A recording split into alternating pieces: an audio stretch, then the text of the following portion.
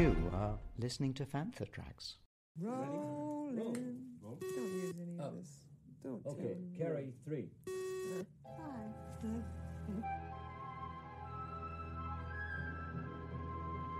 They love you. You know. This is Princess Leia Organa. You're listening to Planet Leia. Permission is granted to land on Planet Leia. Brought to you by Fantha Tracks. Here are your hosts, Clair Henry and Johanna Nybelius. So, hello and welcome to another episode of Planet Leia with me, Johanna Nybelius, and my co-host, Clair. Today, we will talk a lot about the things that are going to happen. We have a lot to talk about celebration that's coming up now over Easter. We have, of course, some Mandalorian to discuss, and I think Claire has some other news she wants to share as well. Should we start with the Mandalorian? I'm starting to like this actually more than season 2, because I really like now that Mando and Din Djarin is really getting involved in the whole bigger part of the galaxy. So, and I love now in episode 3 to see Coruscant again. I have to say that I think that episode 3 is probably my favourite. Coruscant just looks amazing, decadent, outrageous, outlandish, and full of people who clearly don't want to get involved in anything at all, which is really quite amusing. Yeah. That was such a big thing in the legends as well, that there was one spot in Coruscant where you could actually touch a bare rock and like, yes, this is exactly as I imagine it, like basically a fun fair, and that's actual ground and soil and rock.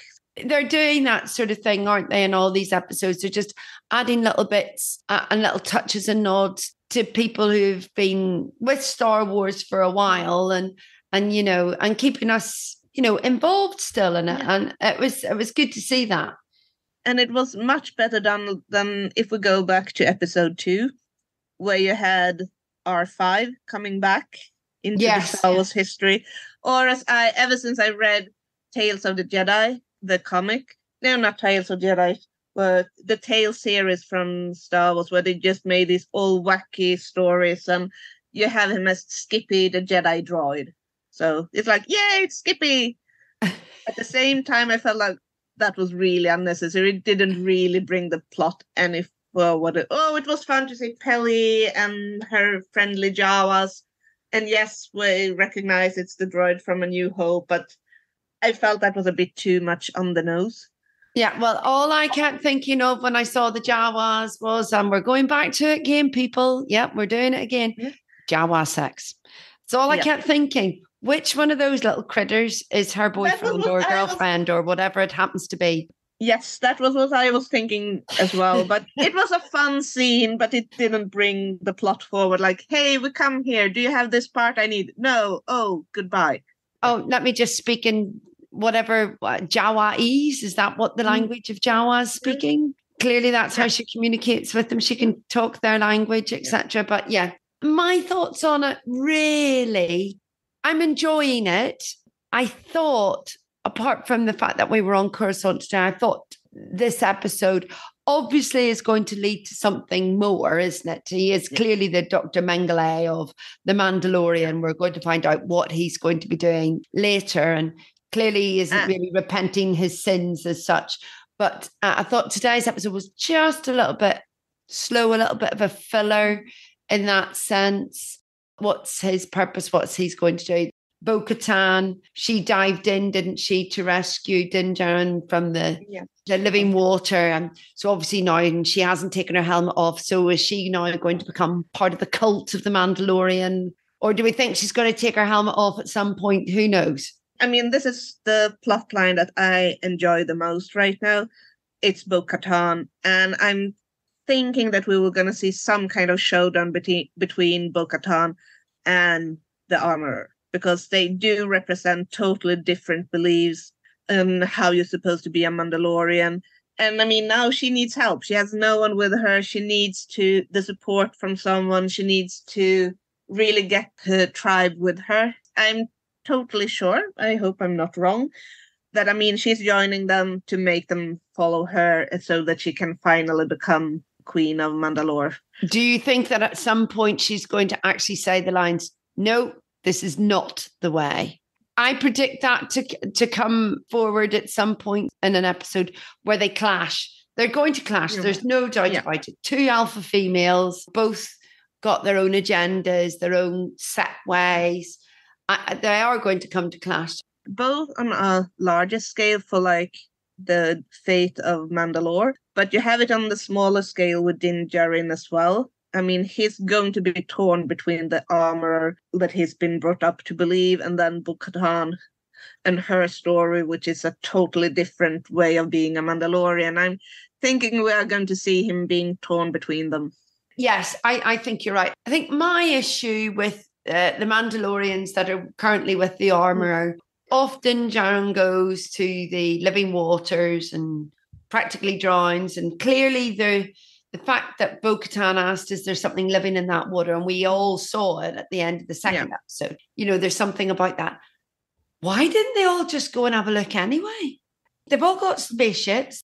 So, they think it's poisoned and cursed and all this sort of stuff. Well, that cult element of it, we're not going there. It's cursed. I would like to get some more explanation on why don't you remove your helmet? Because right now it seems like that's the only important thing. Don't remove the helmet, then you're a Mandalorian forever and forever and forever. But what's the point? Yeah. Why is that? What Mandalorian lore has decreed that is what you are to be a Mandalorian? Never mind the fact that you've got your armor made out of Beskar and, and all this sort of stuff, and or you're a clan of whatever, etc. So it'll be interesting. I think that probably we will be heading back to Mandalore at some point. There's got to be, something linked to the planet. For me, it's good. It's better than series 2, better than the Book of Boba, but still isn't a patch on Obi-Wan at the minute. I'm torn, and that's because I loved so much about Obi-Wan, but I'm not sure about the whole story, while I'm really starting to get invested now in the whole Mandalorian story. Yeah. I'm really looking forward to what I hope will be a showdown between Bo-Katan and the armorer. Yes, I have read some speculations on that who is under the helmet. This is totally speculation. I just read some rumors about that it's someone from the clan Ren. Oh, yes. Okay, right. Now, the timeline would not fit in with Sabine, but it could be someone in the clan Ren. He is referencing a lot of his other things, but not a lot of rebels. Yeah, so. that would actually make sense. I've not seen or heard that one, but it would make sense. The cinematography, if you can call it that, of the TV program is incredible. If you think about Coruscant in the time of the prequels, think about how much that's moved on. Even I think that's incredible. I love seeing the New Republic logo on the buildings on Coruscant. It was like, yay! Yeah. And I have to say, I did think that was quite funny when they went, it's a trap. Yeah. That was quite amusing. Yes. And it's nice that they keep all those nods to all those different bits and pieces. This is an interesting one because, of course, you did wonder, didn't you, what happened to all these officers and Imperials and everything? Being a middle management type on Coruscant doesn't seem to be very fun in the Empire. You have an Andor. Doesn't look very fun to be a bureaucrat on Coruscant. It doesn't seem to be much better in the New Republic. No, definitely not. It seems to be the same old desk, just a slightly different job, doesn't it? Yeah, but they are doing quite a good way of showing that for a lot of people. Of course, they didn't really notice the difference between the Empire and the New Republic. And then that's obviously then going to lead into the new trilogy, and that's going to be quite interesting. I wonder who we're going to see in all that, in that lead up. Will there be nods to some of the books? Considering the fact that there was such a huge reveal when Luke Skywalker was in Mandalorian, I actually would feel a bit disappointed if we don't see Leia. Because he did say, didn't he, in an interview that there is like a big reveal. Yeah. I wonder, is it Leia or possibly Han Solo. Who knows? Yeah. Could be one of the two. I mean, we'll have to. Obviously, this is all speculation and rumor, and we can start the rumors if you want. But yeah, I think that. And then we can have a young Ben as well. Oh, yes. Yeah. Oh, that would be brilliant. Oh, now you're talking. Now that would bring my interest levels up even more in The Mandalorian. A little bit of what that family looked like. Yeah, when they were a happy family. That'd be quite good. I'd quite like to see that, given that we've seen their childhood. Oh, I'm getting myself all excited now about it. It's like, oh, yeah. Yes. Hello, I'm Ahmed Best, and you're listening to Fantha Tracks. We have some very exciting news, don't we? Yes, we have. And I hope all of you will be on the Holo stage on Monday, 12:30, because then you will have the chance to hear me and Claire go live about anything about the women of Return of the Jedi. We are hoping that one of us or both of us will get into the panel as well, because the guests have been unveiled for the Return of the Jedi guests and signing, and that looks really, really an interesting one. I'm wondering whether Harrison Ford's going to make a... That will, of course, be the big question mark. I mean, who will they get as a bit of a surprise for Return of the Jedi? Let's hope. But, I mean, that's the problem, though, isn't it, when you're in London? It's harder to get the huge American stars to go to London than if it's in their backyard. I mean, the guests so far that they've announced is Michael Carter, who did Bib Fortuna, Sean Crawford, who did Yak Face, Tim Dry, and I can never pronounce that, his character, Femi Taylor, who obviously played the slave, and we will definitely be mentioning in our little chat about women of Star Wars and Return of the Jedi. Mike Edmonds, who played Logray, Mike Quinn, who was 9-9, Tim Rose, It's a Trap, Admiral Akbar, and Caroline Blakiston, who was the original Mon Mothma. And Minnie Bottons died to bring her to this celebration. Who got the part because she could cry on cue. I think that's an amazing fact. I can't. Yeah. I'm rubbish at crying anyway. Yeah, and Mon Mothma is, of course, one of the characters that we will talk about in our panel as well, since it's so fascinating, all the background now we are getting. I mean, from that little scene in Return of the Jedi, we know so much more now about Mon Mothma. So join us for that. We will be there, the pair of us, along with... Definitely, we've got my husband and child in the audience. I'm hoping that a couple of Fantha Trackers too, but I'm hoping that some of you will come along, sit and listen to us. We'll obviously be taking questions and having a chat.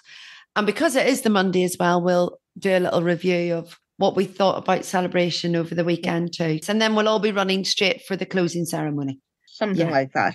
So apart from that most exciting news and probably the best news of Celebration, what are you looking forward to? Well, I have put in for the lottery to get tickets for the Lucasfilm Showcase, which will basically be where they talk about the future of what's going on. And then you have the Andor panel, which will not be a lottery. You will have to queue up. So I'm thinking might be a bit of a crazy situation. So it very much depends on how early you must queue up. I wouldn't be surprised if you miss most of the convention for standing in queue for Andor, and I'm not sure that I'm ready to do that. And then Return of the Jedi. I usually find that you have a lot of gems in the smaller stages as well, where you can find nerdy stuff that you hadn't really thought about and really go deep into the details. I was chatting with my Star Wars husband, Andrew, today, because I bought all our tickets together. So we have a list as long as your arm, as we always usually do, and we only ever make it to half of the panels. But there's a tourism visiting the galaxy far, far away on Earth. And I do believe our own very own Mr. Newbold will be part of that panel. We think that would be quite good. Again, I think that the Lucasfilm one will be a great one if we can get into that. The Andor one, yes, I wouldn't mind going to see that, actually. I think that would be quite an interesting one to do. And if it's anything like the queuing that went on in Excel before, it was really well run. They had a queue hall where you could access it at any point, at any time. And then obviously the wristbands all went out. And I think the Andor panel on the celebration stage, so that is the biggest stage. So you would like to think that if you don't get into that, you may get into one of the streaming stages. That would be quite a good one to go and see. I'd be interested in that. Ahsoka, that could be an interesting one. Andrew wants to go and see Lego. Yeah. And so I believe I might get trailed along to the Lego panel. The exhibitors have been released and Lego isn't in it. Her universe isn't in it as either. Apparently last year, her universe was part of the celebration store. Might be something like that, and that it might be that some of these very official vendors will have space even if they're not in the vendors list. Yeah. At the same time, it should be said that when during the previous European celebrations, her universe has been a bit of a disappointment. They haven't really brought a lot of stuff over. It's been like, here are the crumbs for you who are happy that you get at least something. It was a disappointment. So I'm kind of hoping that they're going to raise the game a little bit here. Heroes and villains are there. Well, and our celebration, they're good. I got a lovely handbag from them and I basically used it from when I bought it in Chicago until it fell apart. It was the Princess Leia satchel from Return of the Jedi. I got the Heroes and Villains grayish sand-colored one with the Rebels logo on it, and that one actually fell apart. I was a bit disappointed with the quality of that one. So I'm so sick of mini backpacks. I want a proper bag, a handbag. Yes. It's like the only thing that you see are mini back. Who are using the mini backpacks? Oh, well, I'm not, because you can fit naff all into it and you can't wear it over your shoulder and it's rubbish. I want a decent handbag that looks decent. Yeah, if you're listening, anybody that's bringing any handbags to celebration, that's what we want. Moby Fox, who do the smartwatch straps. I have a Princess Leia one for my Apple Watch. It looks really smart. It has been worn to death a little bit, so it's kind of falling apart. So I might do something there. But it's quite disappointing. Yes. Well, it means, mind you, Johanna, that perhaps our bank balances may not be hit so badly. Might be good. I have already spent some because I have, we can go to it, but I have pre-ordered an art piece at least. But I want to go back to some of the panels that we know of. I really want to see Star Wars is a drag, exploring Star Wars through the art of drag. No, I missed that one. When's that? That's on Saturday, 12:30 on the university stage. I mean, come on, that's just... Oh my God, let's get a bit of RuPaul action going on here. Yes, it's so fun. They have just started a Swedish season of Drag Race Sweden. It's like, yes, more drag. That's right up my street. I just love that. Some of the costumes and outfits are so outlandish and they're just stunning. And it has actually been pretty fun in the Drag Race Sweden that, like, on the first episode, the person who won was really, this whole costume is a shout out to my love of cosplay. There's so much going on that crosses drag and cosplay, and that's what I'm saying. Like, you have these main panels that are really big, but usually the best panels I've been to have been these smaller ones. The long and rich history of drag has graced the world with entertainment, culture, and political action, and so much more. It's no wonder then that today the art form has reached such a cultural sign. Fantastic. So whoever is bringing that to celebration, I salute you. Some of Star Wars' very best characters embody various core principles of drag, whether it's Din Djarin's drag as personal expression or self-discovery, Ventress drag as queer rebellion, Padme Amidala drag as self-empowerment. The relevance of drag spills out through all the pages and screens of Star Wars and flows through the fandom itself, like the hobbies of cosplay. While taking an introductory look into the history and function of drag in our world today, let's explore its thematic renaissance, can't speak tonight, an influential presence in everyone's far, far away galaxy. I shall be there with bells. I will be there as well. If you want to know where we are before Monday, 12:30 on the HoloNet stage, you will find us at the drag panel in the university stage on Saturday. And I will say the university stage has so many interesting things. I mean, you have the science of Return of the Jedi, where they will talk about everything from like geology and dinosaurs and how it can be applicable to Return of the Jedi. I mean, if you're bored and don't know what to do, which is hard on a celebration, go to the university stage. You will probably learn something you didn't even know people could be discussing about the Star Wars galaxy. They come up with some great themes to it. I think as well, there's the Creature Cantina is on again, so that'll be a good one. For everything in one location, daily news, reviews, interviews, podcasts, video and social media feeds, bookmark fanthatracks.com for Star Wars news 24/7, 365.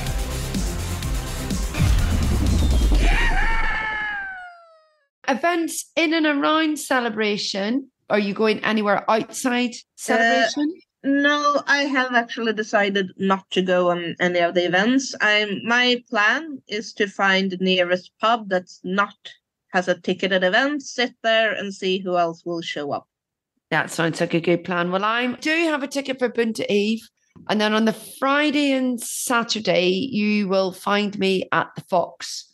It's a pub. They've put it as tickets. They're not selling it as an event. They're just doing it that way. So you may find me there for a couple of hours. And then I will be at #Cantina2 at the O2 Indigo on the Sunday night. I'm very much looking forward to seeing Level Up Leroy and Darth Elvis on his last performance as he retires. And then a great group from my home place, Northern Ireland, Ash. They are excellent. It'll be interesting, actually, because there will be a lot of Ash fans there. If you are looking for an event to go to, that would be the one I would go to. There's still some tickets left. So, and it's reasonable price. It's just in the O2, just across from the DLR from the XL.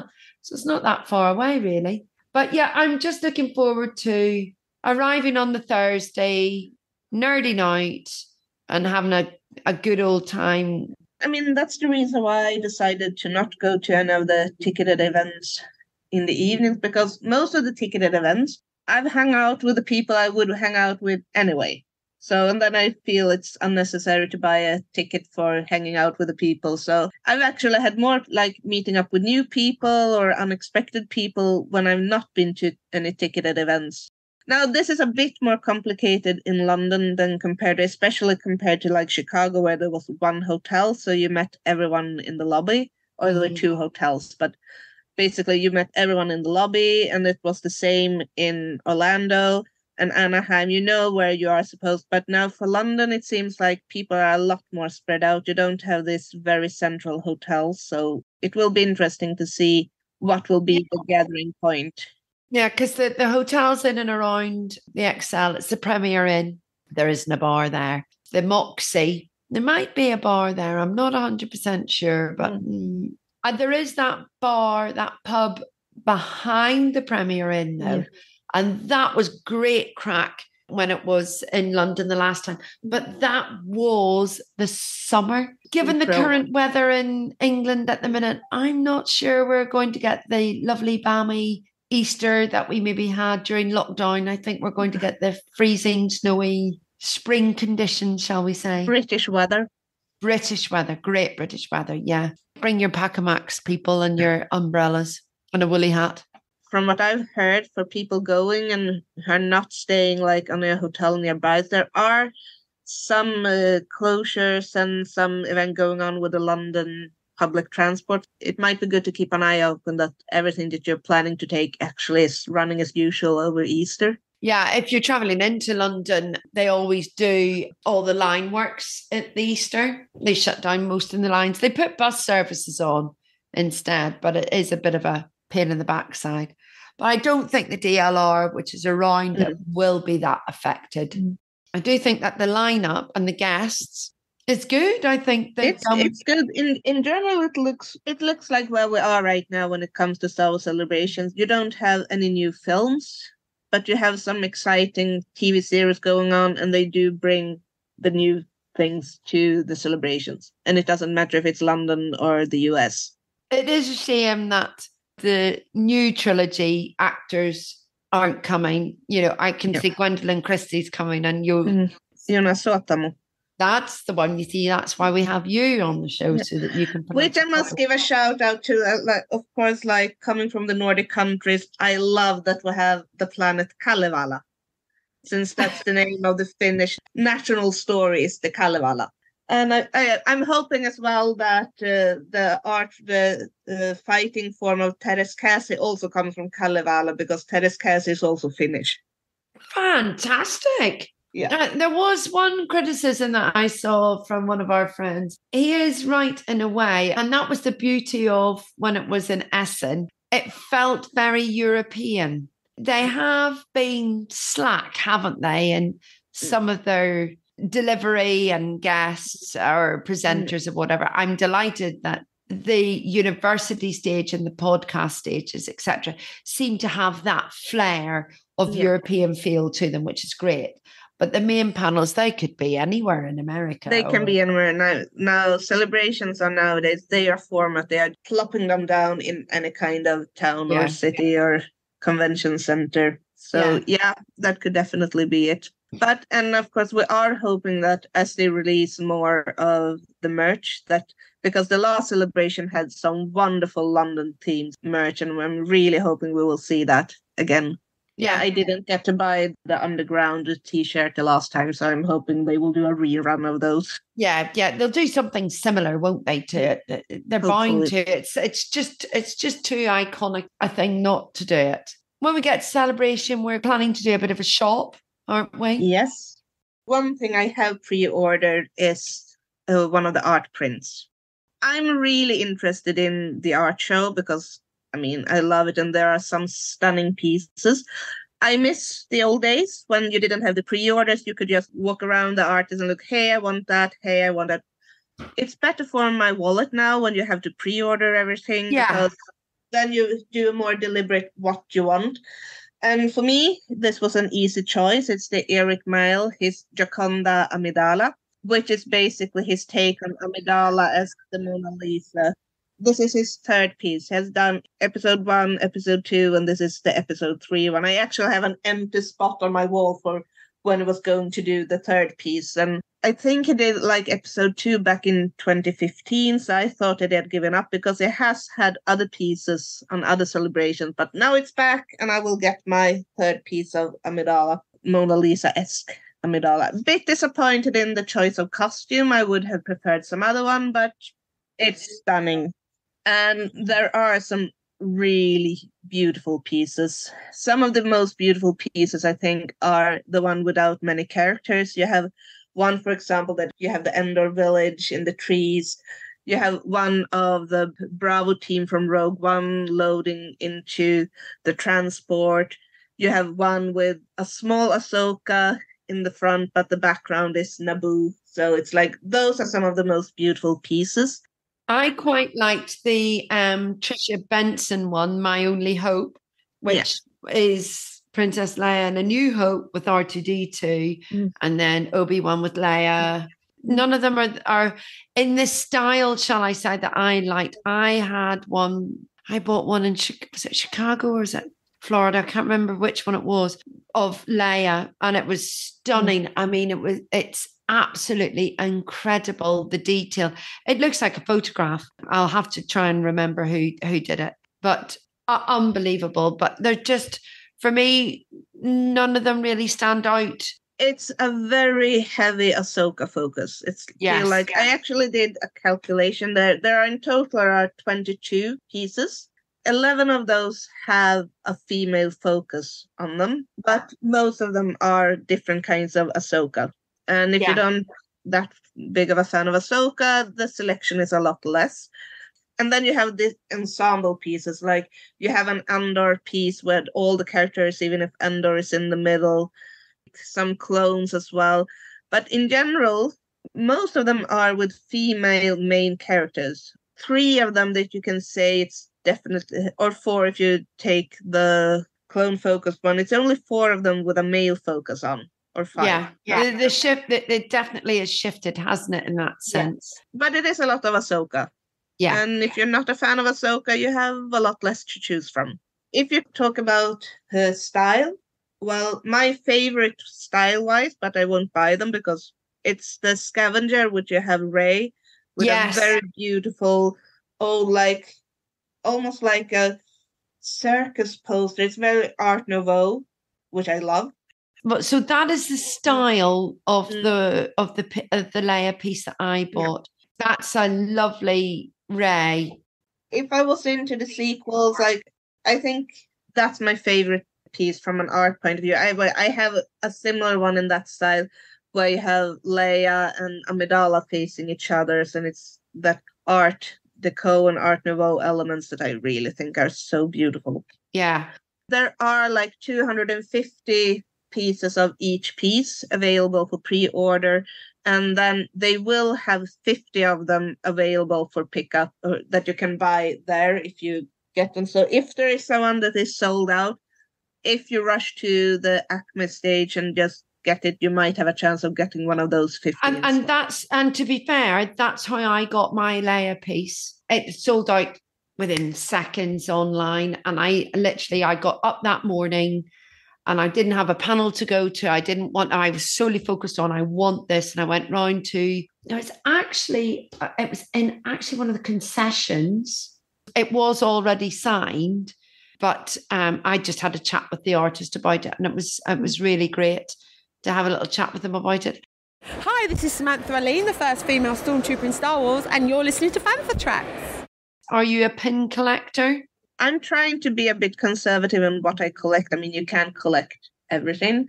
But if I don't know exactly what I'm going to use it with, and pins, I'm not the kind who put it on my bags or jackets or vests or anything. So no. But they have released the Road to Celebration pins, and they are cute. They are very cute. But they haven't been brave enough to put her in the Slave Leia outfit, which is a real shame. They should have been brave enough, because if they've done that as a pins, then the artwork for the badges, they're lovely too. But again, I'm just disappointed. They're just going to focus on Endor Leia. I really quite like Slave Leia, and I like the outfit, and I wanted something with it. But, we'll just have to wait and see if there will be any merch. And it should be said as well with the art show that Jason Palmer, who might be known to people who like art, Star Wars art, made these huge collages with all the costumes of Amidala and all the costumes of Leia. He also did a huge with all the female characters. He has his own stand as an exhibitor. He's not part of the official art show, but he has his own stand. If you go onto there's a Star Wars Celebration Facebook group, a lot of the artists are posting different pieces of artwork that they have. I wonder, will the artist who did the badges, you remember? And then they did it in a big freeze and you could buy the poster of it. I wonder, is that going to happen this year again? I think so, because when they released the badge art, it's such a nice piece when they are all together. So I think they are planning and releasing it as some kind of poster or...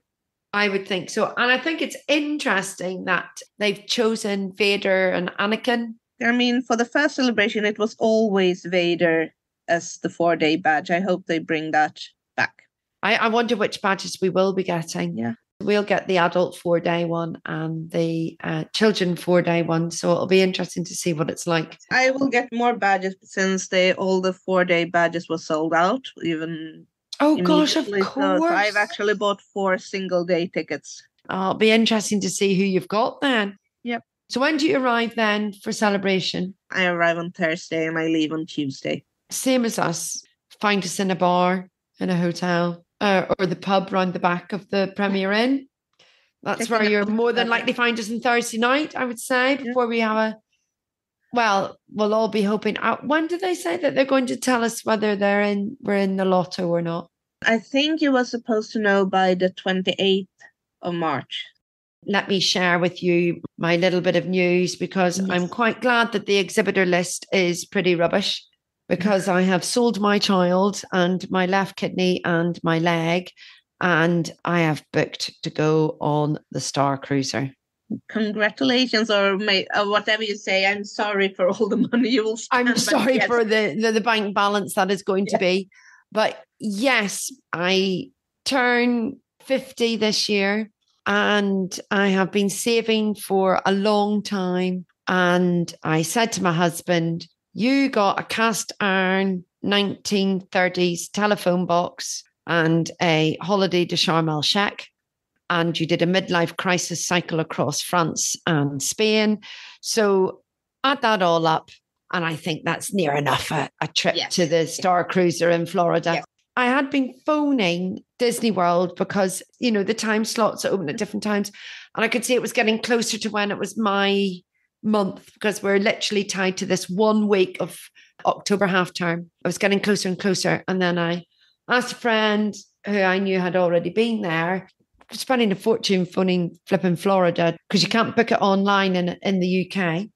And so he said, oh, I'll give you the name of a guy and his company. So I've used Outer Rim Travel. They were amazing. I told him the dates that we could go, and he came back and he said, right, everything's live. This is what is available, because they've changed the boarding times. You board on a Sunday and a Friday.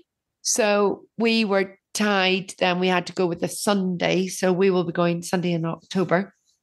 And we've just got the basic room. We've booked ourselves onto the captain's table for dinner. So I'm very excited about that. I'm not sure what bank balance is, but you know what?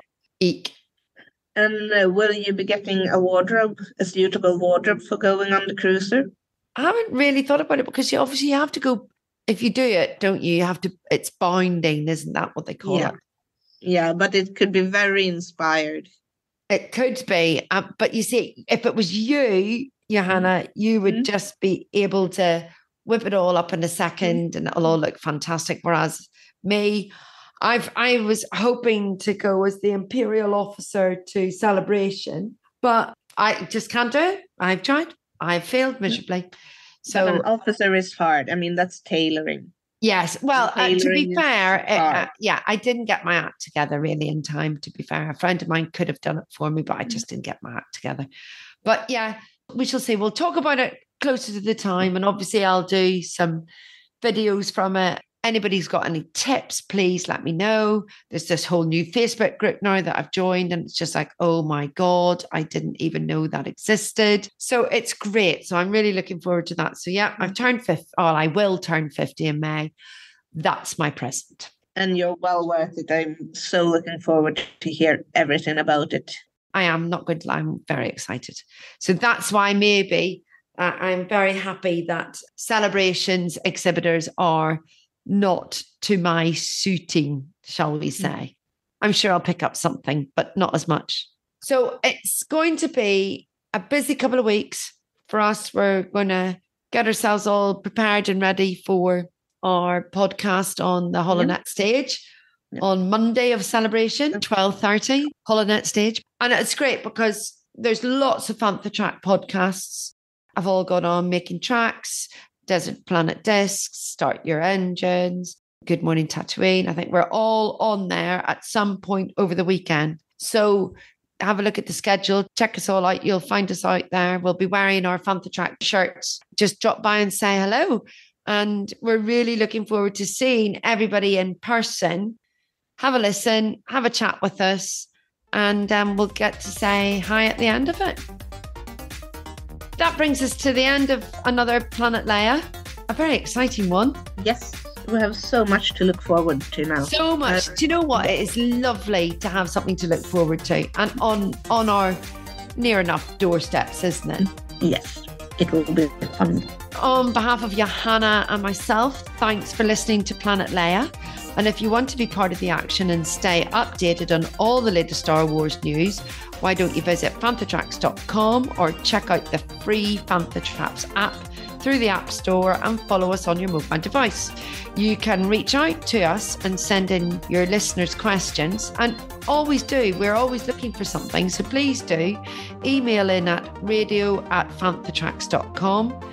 Comment, like and share on any of our social media feeds at Fantha Tracks, and be sure to subscribe, leave a review, preferably a 5-star one, on Amazon Music, Audible, Apple Podcasts, Google Podcasts, Spotify, or your podcatcher or smart speaker of choice.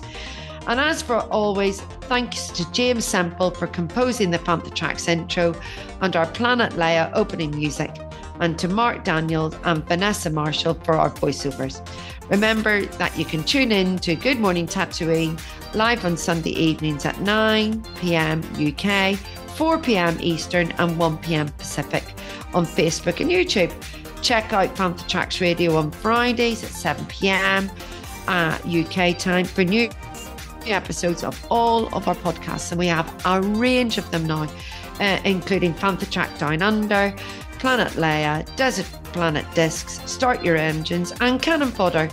And every Tuesday, 7 p.m, don't forget to listen in to your weekly episode of Making Tracks. So until London on Easter weekend with our rabbit ears and our Easter eggs and our Planet Leia badges, we look forward to seeing you, and we'll see you in a couple of weeks' time. Not just hear us, you can actually see us. And may the Force be with you. Always. Coming up next on Fantha Tracks Radio, it's Making Tracks.